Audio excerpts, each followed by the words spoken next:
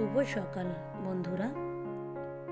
ঘুম থেকে আজকের একটু দেরি হয়ে গিয়েছে উঠতে, তাই আমি তাড়াতাড়ি করে রান্নাটা আগে চাপিয়ে দিয়েছি। অন্তত একটু মাছের ঝোল আর ভাত যদি করে নিই তাহলে ছেলেমেয়েরা খেয়ে স্কুলে যেতে পারবে। তাই তাড়াতাড়ি করে ফ্রিজে কটা মাছ ছিল, সেই মাছ কটা আমি একটু ভেজে নিয়ে এটাকে আমি পাতলা করে একটা ঝোল তৈরি করে নিচ্ছি।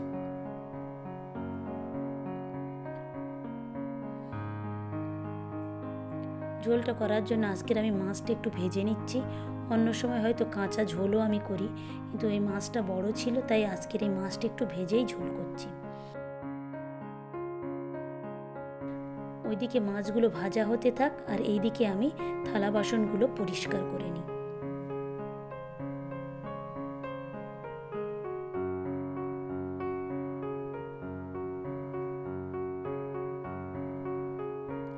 একটা বাড়িতে অনেক কাজ থাকে, সারা দিন সংসারের কত কাজ, যা বলেও শেষ করা যায় না।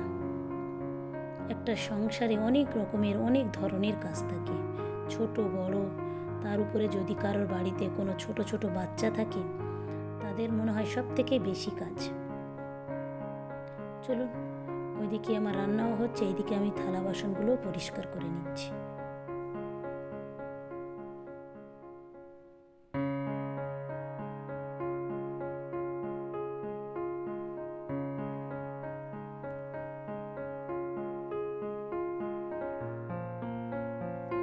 আজকের বিকেলবেলা একটু একটা জায়গায় যাব আমরা, ওখানে একটা শোক অনুষ্ঠান হবে, সেই জন্যে আমরা সবাই যাব। দেখা যাক, আগে ছেলেমেয়েরা খেয়ে স্কুলে যাক, তারপরে আমরা 3:30 থেকে 4টের দিকে আমরা যাব। সেই জায়গাটা খুব সুন্দর, একদম মাঠের মাঝখানে। বর্ষাকালে প্রাকৃতিক পরিবেশটাও খুব সুন্দর হয়।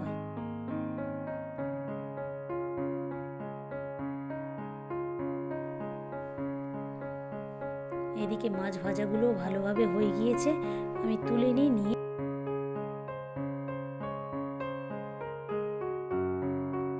যে মাছের ঝোলগুলো করার জন্য যে মশলাগুলো লাগবে আমি এইদিকে মাছ ভাজা করতে দিয়ে ওইদিকে থালা বাসনগুলো পরিষ্কার করে নিয়েছি, আর যে মশলাগুলো লাগবে সেগুলোকেও আমি রেডি করে নিয়েছি।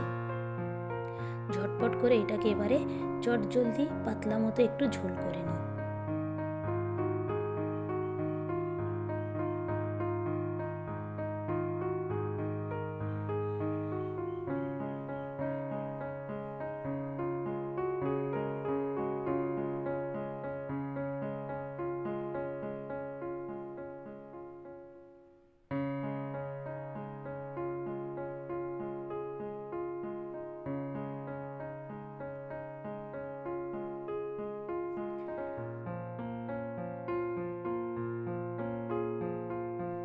মাছের ঝোলটা করার জন্য একটা শুকনো লঙ্কার ফোড়ন দিয়েছি, দিয়ে কয়েকটা পেঁয়াজ কুচি দিয়ে একটু ভালো করে ভেজে নিচ্ছি।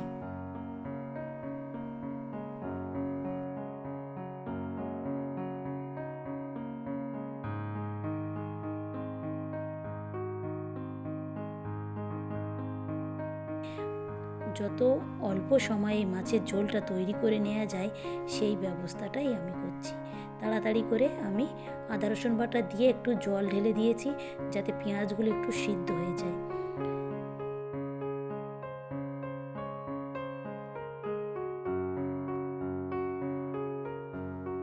একটু গোটা জিরেও আমি বেটে দিয়ে দিয়েছি, আর প্রত্যেক দিনের যে রেডি মশলাগুলো থাকে সেই মশলাগুলো আমি দিয়ে দিয়েছি। একেবারেই এই জলটা দেওয়ার কারণে পেঁয়াজটা একেবারেই গলে গিয়েছে।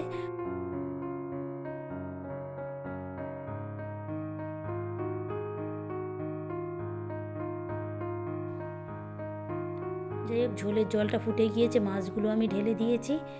এবারে একটা ঢাকা এটাকে ঢেকে দেব, কিছুক্ষণের মধ্যে আমার এই ঝোলটা রেডি হয়ে যাবে।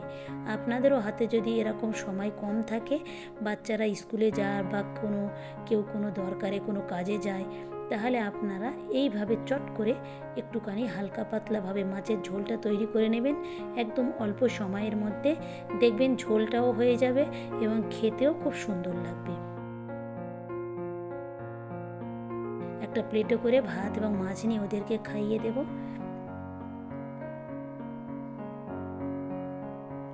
দেখে দেখেছেন? একদম চারিদিকে মাঠ, মাঝখান থেকে রাস্তা, আর দেখুন রোদ উঠেছে, পরিবেশটাও খুব সুন্দর। মাঝখানে যে সাদা সাদাগুলো দেখতে পাচ্ছেন না, ওইগুলো কিন্তু বক। ভিডিওটা তাহলে এখানেই শেষ করছি। ভালো থাকবেন, সুস্থ থাকবেন, আর ব্লগটি কেমন লাগলো অবশ্যই জানাবেন। ভালো লাগলে একটা সাবস্ক্রাইব করে দেবেন। দেখা হবে পরবর্তী ব্লগে।